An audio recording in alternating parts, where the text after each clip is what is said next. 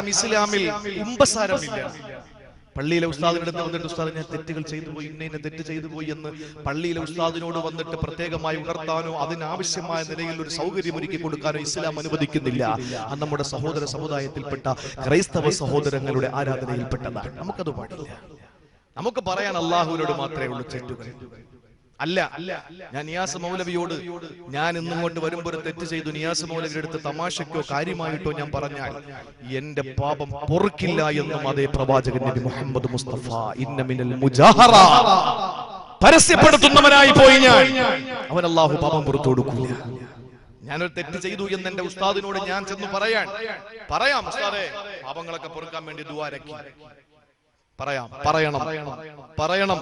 പരമാവധി ആരെ കണ്ടാലും നമ്മുടെ പാപങ്ങൾ പൊറുക്കാൻ വേണ്ടിയിട്ട് അവരോട് ദുആരക്കാൻ പറയണം. മറിച്ച് ഞാൻ ഇന്ന തെറ്റ് ചെയ്തു എന്ന് പറയുന്നത് ഇസ്ലാമിൽ നിഷിദ്ധമാണ്. അവന്റെ ആ പാപം അല്ലാഹു പുറത്തു കൊടുക്കില്ല, ഒരിക്കലും പുറത്തു കൊടുക്കില്ല. കാരണം അവൻ പരസ്യപ്പെടുത്തുന്നവനായി. ഇസ്ലാമിൽ കുമ്പസാരം നിഷിദ്ധമാണ്. പറയേണ്ടത് റബ്ബിനോടാണ്. അല്ലാഹുവേ, അല്ലാഹുവേ, അവന് സ്നേഹം കൂടും, വീണ്ടും വിളിക്കും അല്ലാഹുവേ, സ്നേഹം കൂടും, വീണ്ടും വിളിക്കുന്ന അല്ലാഹുവേ, സ്നേഹം കൂടുന്നു. അല്ലാഹു യഗ്ളബു ഇൻ തറക്ത സുആലഹു വബനി ആദമ ഹീന യുസ്അലു യഗ്ളബു. ചോദിക്കുമ്പോഴൊക്കെ ദേഷ്യം വരുന്നത് മനുഷ്യർക്കാണ്, ചോദിക്കാതിരിക്കുമ്പോൾ ദേഷ്യം വരുന്നത് അല്ലാഹുവിനാണ്. അള്ളാഹുവിനോട് നമ്മുടെ പാപങ്ങളൊക്കെ ഏറ്റുപറഞ്ഞ് കരയാൻ അള്ളാഹു തൗഫീക്ക് നൽകട്ടെ. കരച്ചിലിന്റെ മാസമാണ് പരിശുദ്ധ റമദാൻ. കരയണം, റബ്ബിന്റെ മുമ്പിൽ കരയണം നമ്മൾ. അള്ളാഹുവിന് തൗഫീക്ക് നൽകി അനുഗ്രഹിക്കുമാറാവട്ടെ. അതുകൊണ്ട് സഹോദരങ്ങളെ, തൗബ ചെയ്യുന്നവർ അള്ളാഹു വലിയ സ്നേഹമാണ്. തൗബ ചെയ്തു കഴിഞ്ഞാൽ എന്താണെന്നറിയോ? അത് നമ്മുടെ സമുദായത്തിന് പറഞ്ഞാൽ ദഹിക്കുമെന്നറിയില്ല. ദഹിക്കാത്ത കാര്യം പറയാതിരിക്കാൻ എനിക്ക് കഴിയില്ല.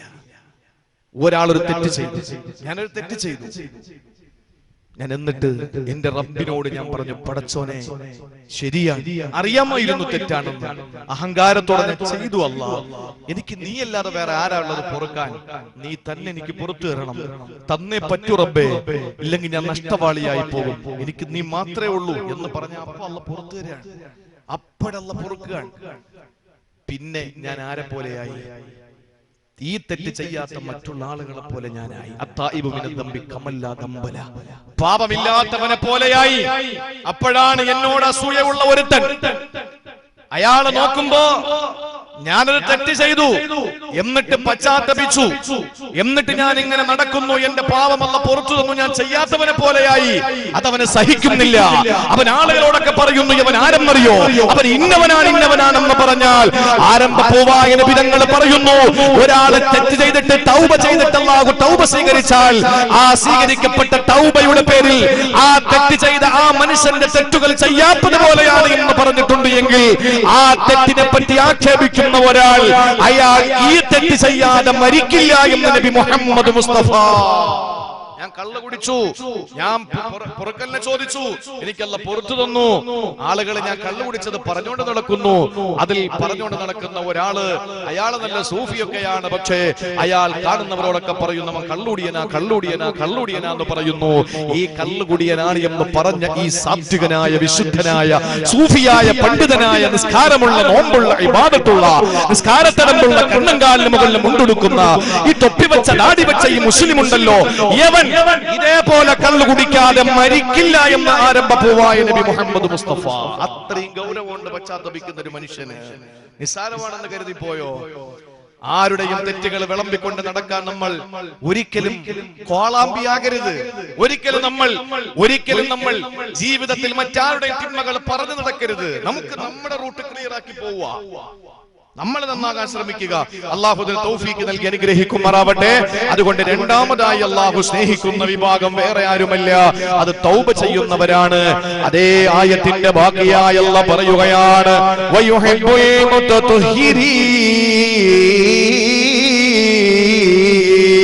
അല്ലാഹു തആല ശുദ്ധിയുള്ളവരെ ഇഷ്ടപ്പെടുകയാ. അല്ലാഹു ശുദ്ധിയുള്ളവരെ ഇഷ്ടപ്പെടുകയാണ്. സഹോദരങ്ങളെ, നേരത്തെ പറഞ്ഞത് ആന്തരിക ശുദ്ധിയാണ്, എന്നാൽ ഈ പറയുന്നത് ബാഹ്യമായ ശുദ്ധീകരണമാണ്. ഈ പറയുന്നത്. കുളിക്കണം, നനയ്ക്കണം, പല്ല് തേക്കണം. പല്ല് തേക്കാതെ തസ്ബീഹ് കൊണ്ടുവന്നിട്ട് എന്ത് കിട്ടാനാ? ഇവൻ പല്ലി അയക്കൂല ജീവിതത്തില്. കയ്യില് തസ്ബീഹുണ്ട്, ഒരു കയ്യില് ഖുർആനുണ്ട്. വല്ല കാര്യമുണ്ടോ? ലൗലാ നശുഖാല ഉമ്മത്തി ലഅമർതുഹും ബിസിവാഖി ഇൻദ കുല്ലി വുളുഇൻ ഇൻദ കുല്ലി സ്വലാത്തിൻ. രണ്ട് റിപ്പോർട്ടുണ്ട്.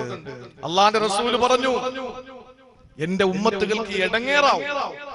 അല്ലായിരുന്നെങ്കിൽ ഞാൻ ഓരോ നിസ്കാരത്തിനും ഒളു ഷർത്തായതുപോലെ ഞാൻ മിസ്വാക്ക് ഷർത്താക്കിയേനെ. അപ്പൊ ഒളു എടുക്കുന്നത് പോലെ എല്ലാരും പല്ല് അയക്കണമായിരുന്നു. ഈ പേസ്റ്റൊക്കെ ഇപ്പൊ കണ്ടുപിടിച്ചല്ലേ, പേസ്റ്റ് ഇട്ട് പല്ല് പല്ല് തന്നെ പൊടിഞ്ഞു. ഈ പേസ്റ്റിന്റെ വീതി അറിയണമെങ്കിൽ കച്ചവടക്കാരനെ കുതിര കയറി കളയരുത്. ഈ വണ്ടി എവിടെയെങ്കിലും തട്ട് വരയോ ചെയ്താൽ ഇച്ചിരി പേസ്റ്റ് എടുത്ത് അങ്ങോട്ട് തേച്ചു കൊടുത്തിട്ട് ഒരു തുണി കൊണ്ടും തുടച്ചു നോക്ക്, ക്ലിയർ ആവും. അതിട്ടല്ലേ രാവിലെ ഇരുന്ന് പിടിക്കുന്നു അല്ലേ? നമ്മൾ പറയും പല്ലൊക്കെ ക്ലിയറായി, പല്ല് പൊടിഞ്ഞോണ്ടിരിക്കുക എന്ന് വെച്ചിട്ട് പല്ല് തേക്കണ്ടെന്നല്ല പറയുന്നത്. എങ്ങനെയെങ്കിലൊക്കെ പല്ല് തേക്കുക, പല്ല് തേക്കുക എന്നുള്ളത് ഒരു വിശ്വാസിക്ക് ബാധ്യതയാണ്. കുളിക്കണം, അവൻ കുളിക്കണം. ഒരു വിശ്വാസി കുളിക്കണം. അവൻ വൃത്തിയുള്ളവനാകണം, ശുദ്ധിയുള്ളവനാകണം. എന്തുകൊണ്ടാണ്? അതിന് രണ്ട് കാരണമുണ്ട്, ഞാൻ പറയാം. ഒന്ന്, നിങ്ങൾ ചിന്തിച്ചു നോക്ക്. ഈ നമ്മുടെ ഹദീസിന്റെ ഗ്രന്ഥങ്ങളിൽ, അതുപോലെ തന്നെ കർമ്മശാസ്ത്ര ഗ്രന്ഥങ്ങളിൽ ആദ്യത്തെ ബാബ്, ആദ്യത്തെ അധ്യായം, കർമ്മശാസ്ത്ര ഗ്രന്ഥങ്ങളിൽ ആദ്യത്തെ ബാബ്, ആദ്യത്തെ അധ്യായം, അതായത് കർമ്മശാസ്ത്രപരമായി അഥവാ നമ്മുടെ പ്രവർത്തനങ്ങൾ എങ്ങനെയാകണം എന്നതിനെ സംബന്ധിച്ച് പറയുന്ന കിതാബുകളിൽ ആദ്യത്തെ ബാബ് കിതാബു തഹാറത്ത് അല്ലേ?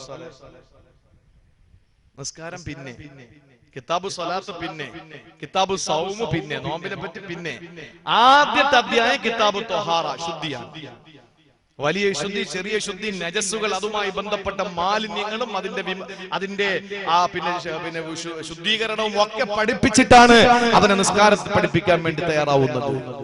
ഫുഖഹാക്കൾ അങ്ങനെയാണ് വെച്ചിട്ടുള്ളത്. ഇനി ഹദീസിന്റെ ഗ്രന്ഥങ്ങൾ നോക്ക്. ഒരുപക്ഷെ ചില ഗ്രന്ഥങ്ങളിൽ ആദ്യം കിതാബു ത്വഹാറ തന്നെ, ചിലപ്പോ കിതാബുൽ ഈമാൻ. ഈമാൻ പഠിപ്പിച്ചു കൊടുത്ത് ഈമാൻ ഹൃദയത്തിലേക്ക് വരുമ്പോഴാണല്ലോ ശുദ്ധി വരുന്നത്. അപ്പൊ ഈമാനുള്ള ഒരാൾക്ക് പിന്നുണ്ടാകേണ്ടത് ശുദ്ധിയാണ്. അത് കഴിഞ്ഞിട്ട് പിന്നെ നിസ്കാരത്തിലേക്ക് കയറൂ. ചുരുക്കി പറഞ്ഞാൽ ഒരു വിശ്വാസിയുടെ ജീവിതത്തിലെ ശുദ്ധീകരണം വലിയ പ്രാധാന്യമാ. കാരണം എന്തെന്നറിയോ?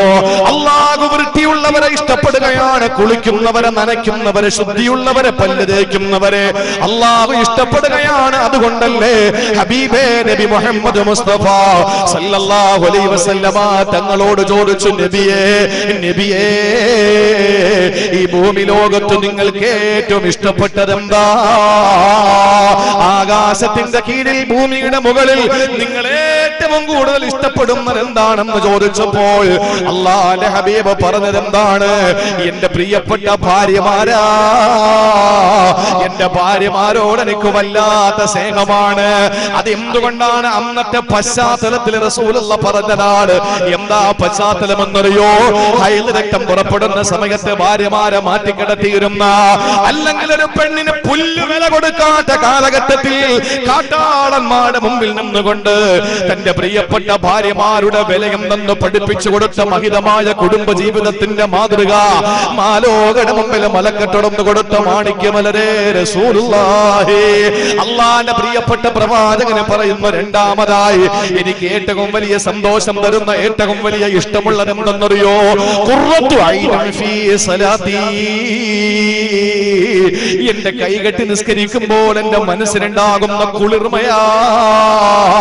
മൂന്നാമത് എനിക്ക് ഏറ്റവും സ്നേഹമുള്ള, ഇഷ്ടമുള്ള, എനിക്ക് ഏറ്റവും കൂടുതൽ ഇഷ്ടമുള്ള ദുനിയാവിലെ മൂന്നാമത്തെ വസ്തു എന്തെന്നറിയോ? അത് മണവസ്തുവാ, അത്തുറാണേ. അത് സുഗന്ധദ്രവ്യങ്ങളാണ്, സുഗന്ധമാണ്. എന്തുകൊണ്ടെന്നറിയോ? ഇന്നല്ലാഹ ത്വയ്യിബുൻ യുഹിബ്ബു ത്വയ്യിബാ. അല്ലാഹു പരിശുദ്ധിയെ ഇഷ്ടപ്പെടുന്നു, അവനെ പരിശുദ്ധി ഇഷ്ടപ്പെടുന്നവനെ പരിശുദ്ധനാണ്. ഇന്നല്ലാഹ നളീ, അല്ലാഹു ശുദ്ധിയുള്ളവനാണ്, അവൻ നല്ല ശുദ്ധിയുള്ളവനാണ്, നളാഫത്തുള്ളവനാണ്. യുഹിബ്ബുൻ നളാഫ, അവന് ശുദ്ധിയുള്ളതിനെയാണ് ഇഷ്ടപ്പെടുകയും ചെയ്യുന്നത്. പ്രിയപ്പെട്ട സഹോദരങ്ങളെ, അല്ലാഹുവിന്റെ റസൂൽ പറയുന്നു, അല്ലാഹു തആല ശുദ്ധിയുള്ളവനാണ്, ശുദ്ധിയുള്ളതിനെ ഇഷ്ടപ്പെടും, പരിശുദ്ധനാണ്, പരിശുദ്ധിയുള്ളതിനെ ഇഷ്ടപ്പെടുന്നു എന്ന് പറയുമ്പോ ഖാബീൽ ഹാബീലിന്റെ സംഭവം അറിയല്ലോ. ഖാബീൽ ഹാബീൽ ഖുർബാൻ അർപ്പിക്കുകയാ. എന്തിന്റെ പേരിലാണ് തന്റെ പ്രിയപ്പെട്ട ഭാര്യ ആര് കല്യാണം കഴിക്കണം? ഇഖ്ലീമയെ ആരാണ് കല്യാണം കഴിക്കേണ്ടത്? തന്നോടൊപ്പം ജനിച്ച പെണ്ണാണ് ഇഖ്ലീമ.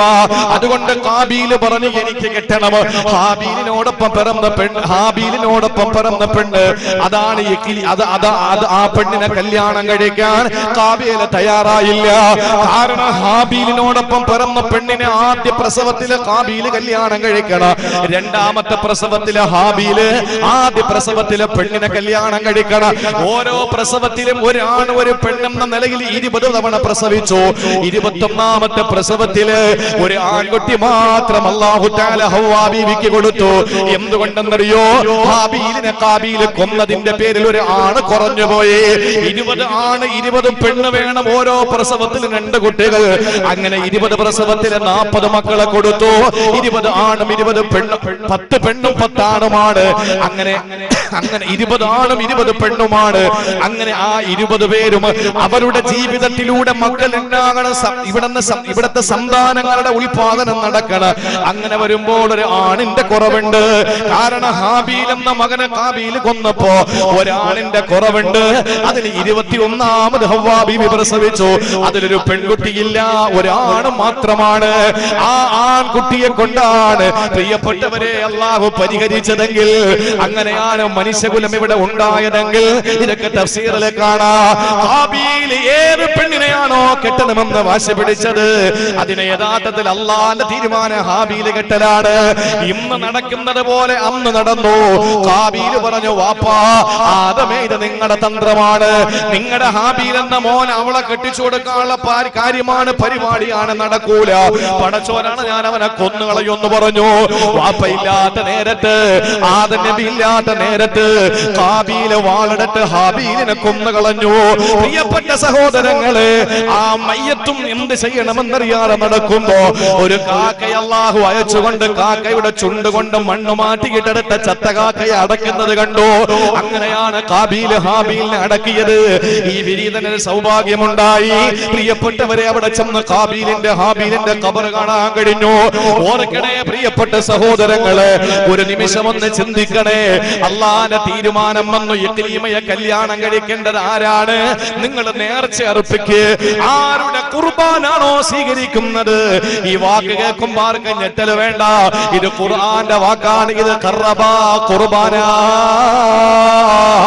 അവർ രണ്ടുപേരെ ഖുർബാന അർപ്പിച്ചു. അങ്ങനെ ആരുടെ ഖുർബാനയാണ് സ്വീകരിച്ചത്? ഹാബീലിന്റെ ഖുർബാന സ്വീകരിച്ചിട്ട് പറഞ്ഞു, ഇഖ്ലീമയെ ഹാബീൽ കെട്ടട്ടെ. അപ്പോഴാണ് ഹാബീലിന്റെ ഖുർബാന തള്ളിയതിന്റെ പേരിൽ ഹാബീലിനെ കെട്ടാൻ അനുവാദമില്ല. ഹാബീൽ അതുകൊണ്ട് ഹാബീലിനെ കൊന്നുകളഞ്ഞു. ചരിത്രത്തിൽ ആദ്യത്തെ കൊല നടക്കുന്നത് അസൂയയുടെ പേരിലാണ്, അതും പെണ്ണിന്റെ പേരിലാണ്. അത് തന്റെ കൂടപ്പുറപ്പിനെയാണ്. സഹോദരങ്ങളെ, അത് ഇന്നും തുടർന്നു കൊണ്ടിരിക്കുകയാ. പെണ്ണിനു വേണ്ടി കൊല്ലുന്നവർ ഇന്നുമുണ്ട്, പെണ്ണിനു വേണ്ടി മരിക്കുന്നവർ ഇന്നുമുണ്ട്, അസൂയയുടെ പേരിൽ തല്ലി തകരുന്നവർ ഇന്നുമുണ്ട്. അത് സ്വന്തം കൂടപ്പുറപ്പുകളാണ്. ഹാബീൽ മരിച്ചു. ആര് കൊന്നു? ഹാബീൽ കൊന്നു. കാരണം എന്താ? ഹാബീലിന്റെ കുർബാന സ്വീകരിച്ചു, ഹാബീലിന്റെ കുർബാന സ്വീകരിച്ചില്ല. നമ്മുടെ വിഷയം അതല്ല. ഹാബീൽ എന്ത് കുർബാന വെച്ചത്, ഹാബീൽ എന്ത് കുർബാനയാ വെച്ചത്, അത് പഠിക്കണം. അവിടെയാണ് രസം. ഹാബീല് നല്ല ആട്ടിടയനായിരുന്നു. അയാള് നല്ല വൃത്തിയുള്ള, നല്ല കാണാ മനോഹരമായ ഒരാടിനെ കുളിപ്പിച്ച് റെഡിയാക്കി അല്ലാഹുവിന് വേണ്ടി സമർപ്പിച്ചു. ഹാബീലോ കൃഷിക്കാരനായി. തന്റെ ഗോഡൌണിൽ ശരിക്ക് കൃഷി ഉണ്ടായിരുന്നു, ഗോഡൌണിൽ ശരിക്ക് പച്ചക്കറി ഉണ്ടായിരുന്നു. അയാള് നോക്കി നല്ല സാധനങ്ങളൊക്കെ മാറ്റിയിട്ടിട്ട് നാറ്റം പിടിച്ച് അഴുകി നശിച്ച സാധനങ്ങളെല്ലാം കൂടെ കൂട്ടിയിട്ടിട്ട് പടച്ചോനെ കിടക്കുകയാണ്. അല്ലാഹു തആല ഏറ്റവും നല്ല പരിശുദ്ധമായതിനെ ഖുർബാന അർപ്പിച്ച ആ ഹാബീലിന്റെ ഖുർബാന സ്വീകരിച്ചു. പച്ചക്കറി ചീഞ്ഞു നാറുന്ന, ദുഷിച്ചതിന്, വൃത്തികെട്ടതിന്, ശുദ്ധിയില്ലാത്തതിന്, വൃത്തിയില്ലാത്തതിന് സമർപ്പിച്ച ഈ ഹാബീലിന്റെ ഖുർബാന തള്ളിക്കളഞ്ഞു. അങ്ങനെയാണ് ഇഖ്ലീമയെ കല്യാണം. ഇത് ഖുർആനാണ്, കെട്ടുകഥകളൊന്നുമല്ല, ഇത് ഖുർആനാണ്. എന്റെ പ്രിയപ്പെട്ട സഹോദരങ്ങളെ, അതുകൊണ്ട് പരിശുദ്ധമായതിനെ അല്ലാഹ് ഇഷ്ടപ്പെടുന്നു. നമ്മൾ നല്ല റാഹത്തായിട്ട് പോകണം. ചില ആളുകളുണ്ട് കോടീശ്വരനായിരിക്കും, പള്ളി വരുന്ന കണ്ടിട്ടുണ്ടോ? കീറി പറഞ്ഞ് തേക്കില്ല, അയൺ ചെയ്യില്ല. അപ്പൊ ചോദിക്കുന്നത് അബൂബക്കർ സിദ്ദീഖ് തങ്ങൾ അയൺ ഇട്ടിട്ടുണ്ടോ, ഉമറുൽ ഫാറൂഖ് തങ്ങൾ ഇസ്തിരി ഇട്ടിട്ടുണ്ടോ? ഇതൊക്കെ ചോദിക്കുന്നത്. എന്തൊരു ലോകമായി, എന്തൊരു ലോകമോ. ചില ആള് ചോദിക്കുക, ഉമറുൽ ഫാറൂഖ് റളിയല്ലാഹു അൻഹു മിമ്പറിരിക്കുമ്പോ 40 കണ്ടം വെച്ച ജുബ്ബായിരുന്നില്ലേ ഇട്ടത്? അങ്ങനെ നടന്നൂടെ? എന്റെ പൊന്നാര സഹോദരങ്ങളെ, ബാക്കിയൊക്കെ 70 കണ്ടം വെച്ചതായിരുന്നു. ആകെ എണ്ണം കുറഞ്ഞ കണ്ടം ഉള്ളത് 40 എണ്ണമായിരുന്നു. 40 കണ്ടം വെച്ച ജുബ്ബ. അതുകൊണ്ട് അദ്ദേഹം ഇട്ടത്. മനസ്സിലായില്ല? 40 കണ്ടം വെച്ച ജുബ്ബ ഇട്ടത് കണ്ടം വെക്കാത്ത ജുബ്ബ ഉള്ളത് കൊണ്ടല്ല. ബാക്കിയൊക്കെ 60, 90, 80 ഒക്കെ കണ്ടം വെച്ചതാണ്. അപ്പൊ ഉള്ളതിൽ നല്ലത് 40 കണ്ടം വെച്ചതാ. അതെടുത്തിട്ടുണ്ട് അദ്ദേഹം നയപ്രഖ്യാപന പ്രസംഗത്തിന് വേണ്ടി വന്നു ഖലീഫയായപ്പോ. അത് നോക്കിയിട്ട് ഇന്ന് നല്ല വൃത്തിയോടെ നടക്കണം. യാ അയ്യുഹൽ മുദ്ദസ്സിർ ഖും ഫഅൻദിർ വസിയാബക ഫതഹിർ. അല്ലാഹു പറഞ്ഞില്ലേ, ശുദ്ധിയാക്ക്. ആളുകൾ അടുത്തെത്തുമ്പോ അവർക്ക് മണക്കണം, അവർക്ക് മണമുണ്ടാകണം. നല്ല വില കൊടുത്തിട്ട് അത്തർ വാങ്ങുക സഹോദരങ്ങളെ. 10 രൂപയ്ക്ക് എന്തെങ്കിലുമൊക്കെ അത്തർ വാങ്ങിച്ചിട്ട് തേച്ചുകൊണ്ട് നടക്കില്ല. അടുത്ത ആളും ചില അത്തർ തേച്ചുകൊണ്ട് വന്നാൽ മയ്യത്ത് കബറി തെണിച്ചൊന്നും തോന്നിപ്പോകും. എന്തൊരു നാറ്റമാണ്. അതിന്റെ കൂട്ടത്തിൽ സിഗരറ്റും വലിക്കും. എന്നിട്ട് അത്ര തേച്ചിട്ട് ഇങ്ങനെ താടിയിലൊക്കെ തേച്ച് കയറി വെള്ളം നനച്ച് ഹൗലിൽ നിന്ന് ഒന്നും എടുക്കുമ്പോൾ തീർന്ന് പഞ്ചായത്ത് ക്ലോസറ്റ് നാറ്റമാണ്. അതൊന്നും പാടില്ല, വലിയ തിന്മയാണ്. ഉള്ളി തിന്നാ നീ വീട്ടിൽ കിടക്കണം, ജമാഅത്തിന് പോകരുതെന്ന് ഇസ്ലാം പഠിപ്പിക്കുക. കാരണം എന്താണ്? ഉള്ളി ഹറാമായത് കൊണ്ടോ തിന്നത് മോശമായത് കൊണ്ടോ ഒന്നുമല്ല. നിന്റെ അടുത്ത് നിന്ന് നിസ്കരിക്കുന്നവനത് ദുർഗന്ധം വരും, അവന് അമർഷം തോന്നും. അതുകൊണ്ട് പോവല്ലേ. ഉള്ളി കൂടുതൽ തിന്നെങ്കിൽ നീ വീട്ടിൽ നിസ്കരിക്കുക. എന്ന് വെച്ചാൽ പള്ളിയിൽ പോകാതിരിക്കാൻ ഉള്ളി കൂടുതൽ തിന്നാ മതി എന്നല്ല. നമ്മുടെ വായിൽ വരുന്ന ദുർഗന്ധം മറ്റുള്ളവർക്ക് സഹിക്കാൻ പറ്റില്ല. അത് ഇസ്ലാം അനുവദിക്കുന്നില്ല. വൃത്തി വേണം, അത് ഇസ്ലാമിന്റെ മുഖമുദ്രയാണ്. നിങ്ങൾ ആലോചിച്ച് നോക്കേണ്ട സഹോദരങ്ങളെ, ഒരു മുസ്ലിം അറബികളെ കണ്ടുപിടിക്കും.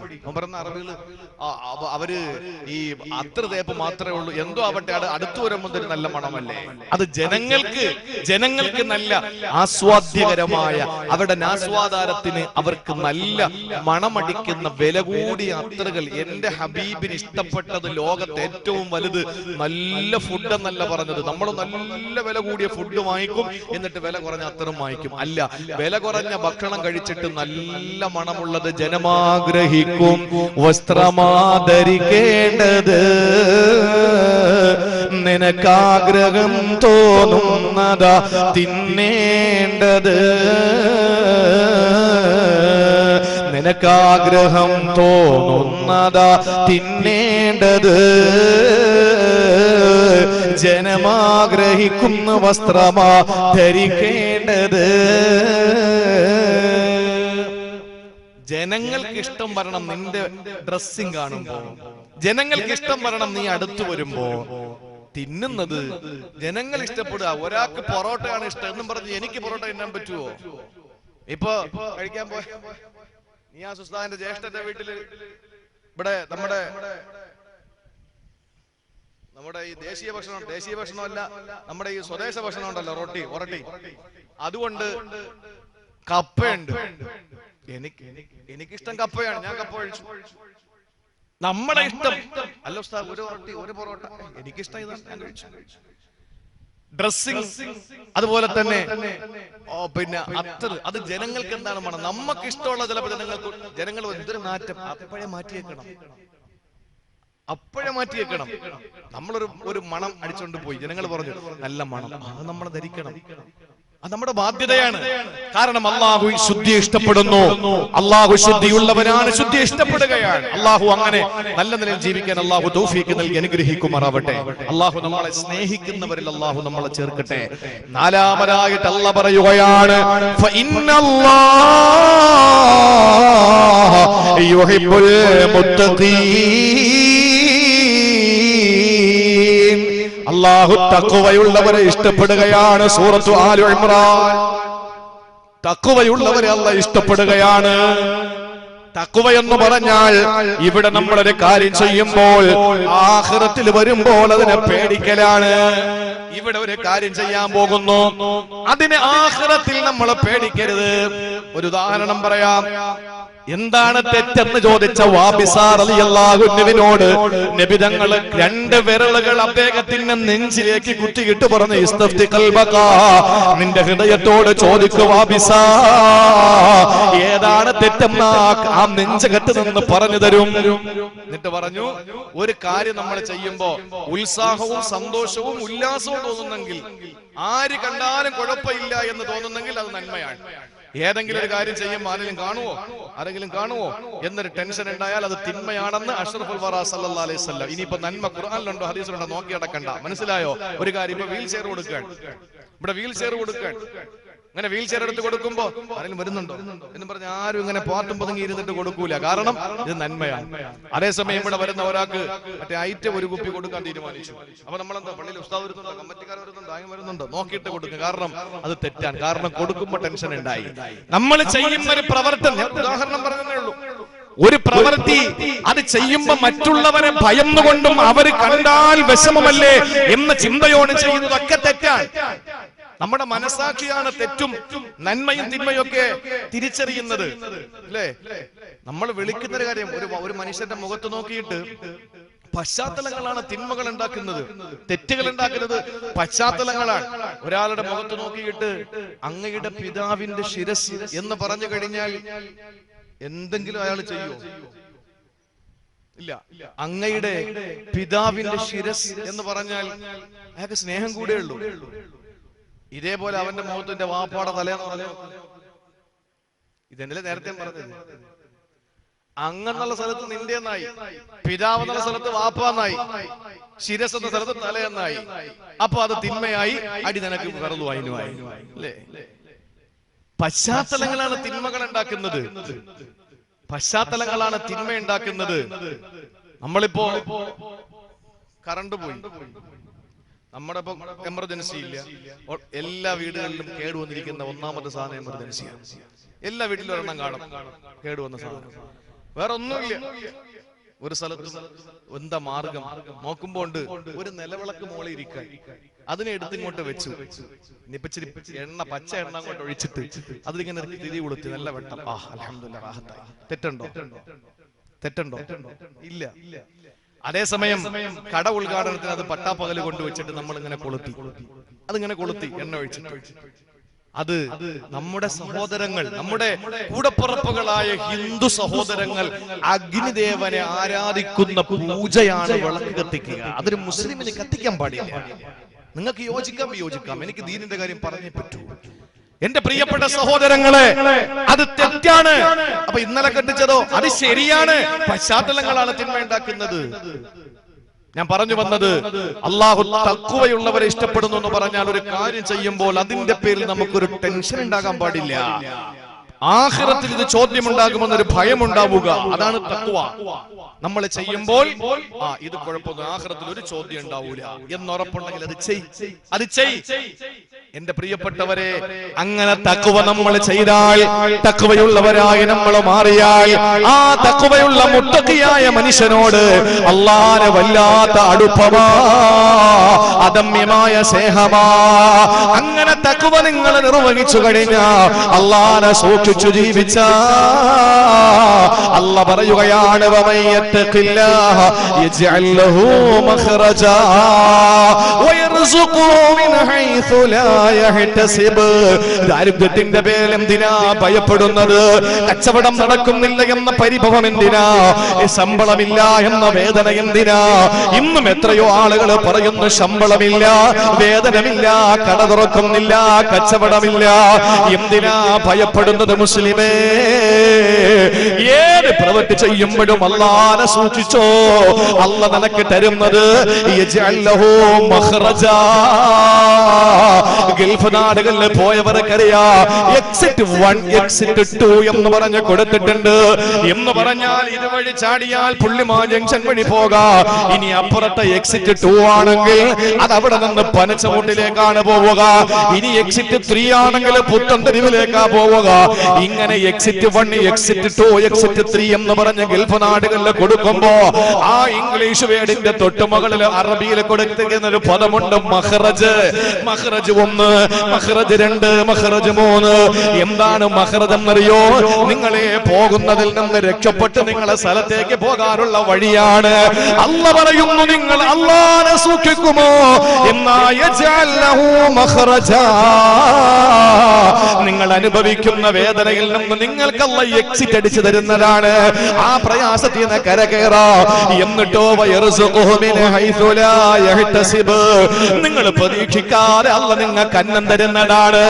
നിങ്ങൾ ഒരു ബുദ്ധിമുട്ടും വേണ്ട, നിങ്ങൾക്കൊരു ടെൻഷനും വേണ്ട. അല്ലാഹു നിങ്ങൾക്ക് അവനറിയാതെ ഭക്ഷണം തരുന്നതാ. കല്ലെടുക്കിലെ പുൽക്കൊടിക്ക് പോലെ കുടിനീര് കൊടുക്കുന്ന അല്ലാഹ്. സഹോദരങ്ങളെ, മഹാനായൊരു സൂഫിയായ മനുഷ്യൻ അദ്ദേഹം യാത്ര പോവുകയാ. ആ മനുഷ്യൻ ഇങ്ങനെ യാത്ര പോകുമ്പോൾ ഒരു അത്ഭുതം കണ്ടു. എന്താണെന്നറിയോ? ഒരു മഹാത്ഭുതമാണ്, ഒരു മഹാത്ഭുതമാണ്. ഒരു പക്ഷി, ആ പക്ഷിക്ക് പ്രായമുണ്ട്. ആ പക്ഷിക്കാണെങ്കിലോ കണ്ണുകളില്ല, കണ്ണ് അന്ധത ബാധിച്ച പക്ഷിയാണ്. അതിങ്ങനെ ഒരു ചെറിയ ഗുഹയ്ക്കകത്തൊരു പൊത്തിനകത്തൊരു മാളത്തിനകത്തിരിക്കുകയാ. ഈ പക്ഷിക്ക് ആരാ ഭക്ഷണം കൊടുക്കുന്നതെന്നറിയോ? വേറെ ഒരു ചെറിയ പക്ഷി എവിടെന്നോ ഭക്ഷണം കൊത്തിക്കൊണ്ടുവന്നിട്ട് ഈ തള്ള പക്ഷിയുടെ, ഈ പ്രായം വന്ന പക്ഷിയുടെ കണ്ണിന്റെ കാഴ്ച തട്ടപ്പെട്ട പക്ഷിയുടെ വായിലേക്ക്, ചുണ്ടിലേക്ക്, അതിന്റെ ചുണ്ടിലേക്ക് ഇങ്ങനെ ഭക്ഷണം വെച്ചു കൊടുക്കുകയാ. ആ കാഴ്ച കണ്ട മഹാൻ സഹോദരങ്ങളെ പെട്ടെന്ന് അവിടെ നിന്ന് തിരിച്ചു വന്നു. കച്ചവടത്തിന് പോയതാ. ആ മനുഷ്യൻ ചിന്തിച്ചു, റബ്ബേ, കണ്ണ് കണ്ടുകൂടാത്ത തള്ള പക്ഷിക്ക് എവിടെ നിന്നോ ഒരു ചെറിയ പക്ഷി വന്നിട്ട് ഭക്ഷണം കൊടുത്തെങ്കിൽ ഞാൻ എവിടെ ഓടുകയാ? എനിക്ക് എന്റെ റബ്ബ് ഭക്ഷണം തരൂലേ? അതുകൊണ്ട് ഞാൻ പോകുന്നില്ല, തിരികെ നടന്നു. സഹോദരങ്ങളെ, ചിന്തിച്ചു നോക്ക്. ഇത് പറയുമ്പോ ജോലിയൊന്നും ചെയ്യണ്ട, വീട്ടിൽ തക്കുവെന്നും പറഞ്ഞിരുന്നാ മതി, കാര്യം നടക്കൂല. ഈ മനുഷ്യൻ തിരിച്ചു വന്നു. തിരിച്ചു വന്നപ്പം ആ നാട്ടിലെ മറ്റൊരു സൂഫിയായ മനുഷ്യൻ ചോദിച്ചു, എന്താ നീ കച്ചവടത്തിന് പോയിട്ട്? ഇങ്ങനൊരു സംഭവം ഉണ്ടായി. ഈ കണ്ണ് കണ്ടുകൂടാത്ത അന്ധത ബാധിച്ച തള്ളപ്പക്ഷിക്ക് ഭക്ഷണം കൊടുക്കാൻ എന്റെ റബ്ബിന് കഴിയുമെങ്കിൽ ഞാൻ എന്തിനി നടക്കണം? അപ്പൊ ഈ മഹാൻ ചോദിച്ചെന്താന്നറിയോ? നീ ആ തള്ളപ്പക്ഷിയുടെ സ്ഥാനത്ത് നിന്ന് ചിന്തിച്ചിട്ടല്ലേ നീ തിരിച്ചു വന്നത്? നീ ആ കുഞ്ഞു പക്ഷിയുടെ ഭാഗത്ത് നിന്ന് ചിന്തിക്കാത്തത് എന്താ? നീ പാറിപ്പറന്നിട്ട് ഭക്ഷണം ഉണ്ടാക്കിയിട്ട് ഇതേപോലെ കഷ്ടപ്പെടുന്നവരോട് കൊടുക്ക്.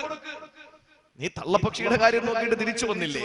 നീ ആ കുഞ്ഞു പക്ഷിയുടെ സ്ഥാനത്ത് നിന്ന് ചിന്തിക്കാത്തത് എന്തേ എന്ന് ചോദിച്ചു ആ മഹാൻ തിരികെ. എന്ന് പറഞ്ഞാൽ നമ്മൾ നമ്മുടെ ജോലി നിർവഹിക്കുക, നമ്മൾ നമ്മുടെ ഡ്യൂട്ടി നിർവഹിക്കുക. അള്ളാഹു നമുക്ക് തരും. അള്ളാഹു തൗഫീഖ് തരട്ടെ. അള്ളാഹു അങ്ങനെ നല്ല നിലയിൽ ജീവിക്കാൻ അള്ളാഹു തൗഫീഖ് നൽകി അനുഗ്രഹിക്കുമാറാവട്ടെ.